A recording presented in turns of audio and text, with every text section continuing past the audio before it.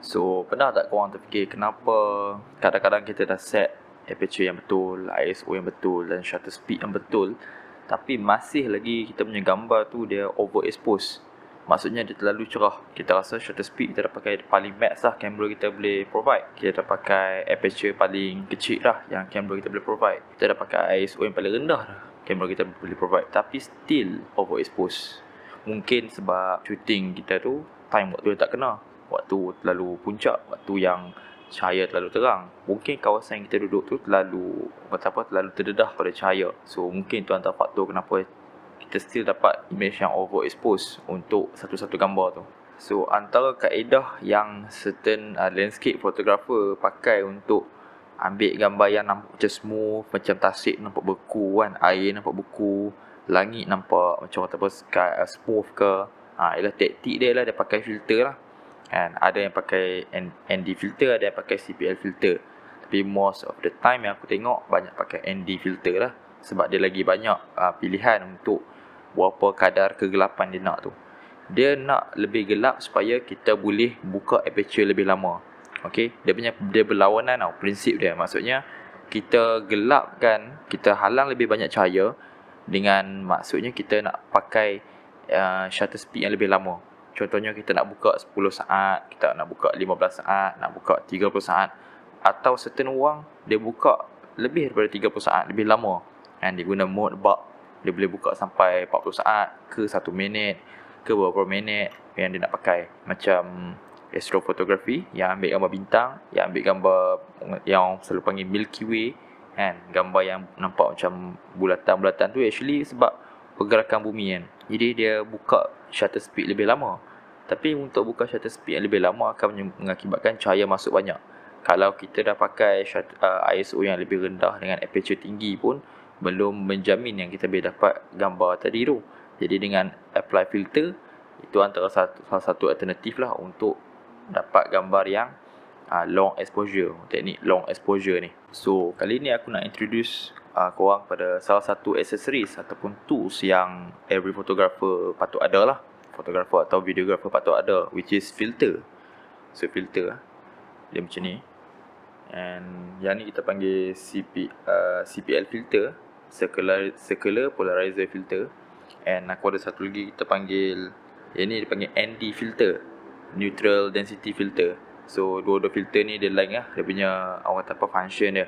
Jadi disebabkan benda ni filter, so tujuan utamanya ialah untuk menapis lah filter kan. Dia tapis cahaya yang kita tak nak untuk masuk ke dalam sensor. Contohnya kita nak filter certain kind of darkness. Maksudnya kita nak tapis sebahagian cahaya, sama ada sebahagian ataupun banyak. So kita pakai filter lah. Kita filter cahaya sebelum masuk sensor, bukan kita apply filter setelah kita ambil gambar kan. Yang in the modern ways ni kita apply filter selepas kita ambil gambar lah. Tapi in modern ways ni orang create digital filter untuk menjadikan seolah-olah gambar tu kita ambil guna teknologi lama. Contohnya filter yang film punya filter kan, ataupun yang macam classical style punya filter lah. So itu filter yang apply selepas ambil gambar. Ini kita apply filter sebelum kita ambil gambar. Jadi filter ni dia sama macam lens lah. Maksudnya dia ada size tertentu dia punya diameter dia. So kita tak boleh main beli je filter size apa kita nak dan kita pakai kat apa-apa jenis lens. Tak boleh. Kita tips dia kalau kita nak beli filter ni, kalau macam aku akan fikir filter ni aku nak pakai dekat lens mana dan apa diameter dia. Contohnya lens yang aku pakai tu, dia punya diameter ialah 58mm. Dia punya track size kan. Jadi aku akan beli yang 58mm lah. So dekat setiap filter ni dia ada tunjuk lah, dia punya size track dia dekat sini. Dan macam yang satu lagi aku punya ni, dia tulis kat sini 77mm. So ini size track dekat lens tu. Jadi macam mana kalau kita nak tahu kita punya track size tu ataupun diameter size tu, kita boleh tengok dekat lens lah. Selalunya benda ni dia ada dekat lens punya, orang kata lens punya cover ataupun dekat body dia. Sebagai contoh, kita boleh tengok macam dekat lens, aku ada lens 50mm ni, dia ada tulis dekat sini tau, dekat bawah ni. So boleh mungkin dekatkan sikit supaya nampak kan. Dia tulis kat sini ada simbol bulat tu dan ada tulis 77 kat situ. Ataupun kita boleh tengok dekat dia punya lens cover. Lens cover dekat sini dia tulis. Okay, saya try dekatkan tu. Orang tengok mungkin tak nampak lah sebab dia tulis warna hitam lah, tapi dia ada tulis kat sini dia buat simbol bulat and ada slash and then tulis 77. Itu adalah size cover ni ataupun size depan satu lens lah. Sebab kita akan apply filter ni dekat depan lens. Kita nak block cahaya masuk dulu. Kita bukan nak ambil gambar dulu.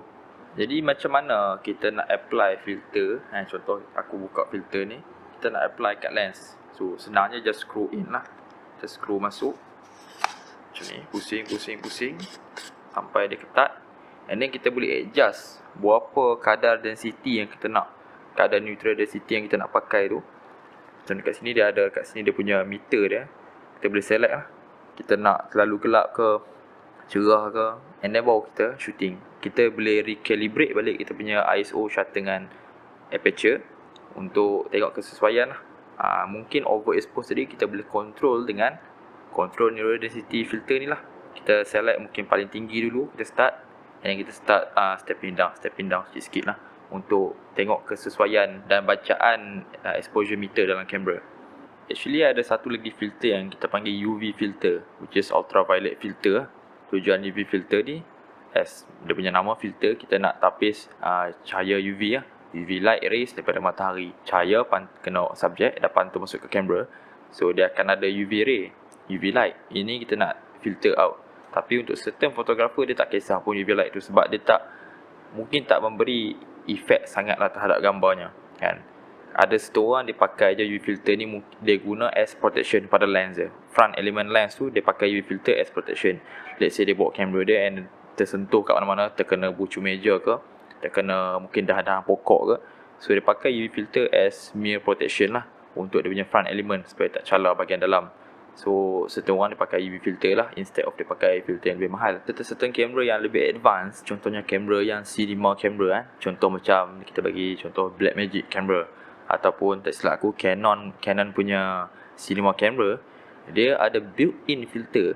Maksudnya built-in tu kita boleh adjust built-in tanpa perlu attach filter kat depan lens. Maksudnya cahaya masuk ke dalam lens dan kena filter dulu baru kena sensor. Okay, dia tapis basically the same lah. Dia tapis sebelum kena sensor. Kamera-kamera ni kita boleh adjust. Dia ada setting dah lah untuk settingkan built-in punya filter ni.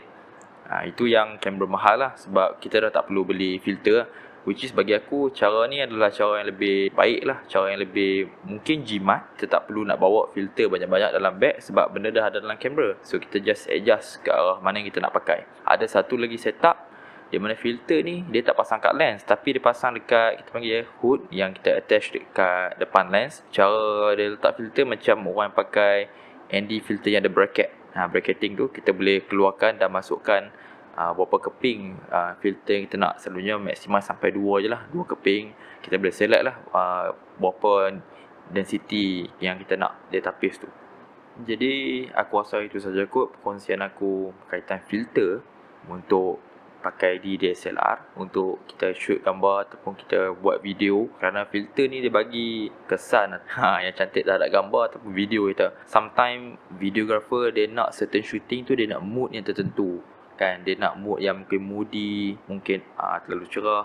Dia depend on shooting condition ataupun apa yang dia nak sampaikan kepada penonton. Sama juga dengan gambar, kan. Dia depend on cahaya macam mana dia nak, ataupun mood scene ataupun mood penceritaan yang dia nak pakai tu. Sebab kita pakai filter. Itu saja kot. So terima kasih kerana menonton. Jangan lupa klik like and subscribe. Thank you guys.